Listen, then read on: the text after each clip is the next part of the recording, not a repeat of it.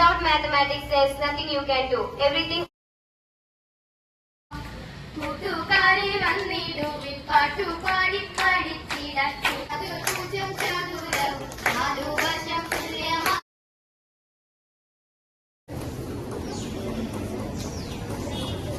ക്ലബിന്റെ ഉദ്ഘാടനമാണ് നമ്മളിവിടെ നടത്തിയത്. ഗണിതമാണ് നാമകരണം. ആര്യഭടീയം എന്ന ഗ്രന്ഥത്തിലൂടെ ആര്യഭടൻ തത്വജ്ഞാനിയുമായി.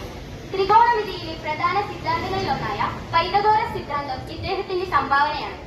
ജനിച്ചത് 19ാം വയസ്സിൽ ആദ്യത്തെ കണ്ടുപിടുത്തമായ കാൽക്കുലേറ്റർ നിർമ്മിച്ചു. ഇത് വിശേഷിപ്പിക്കപ്പെടുന്നു.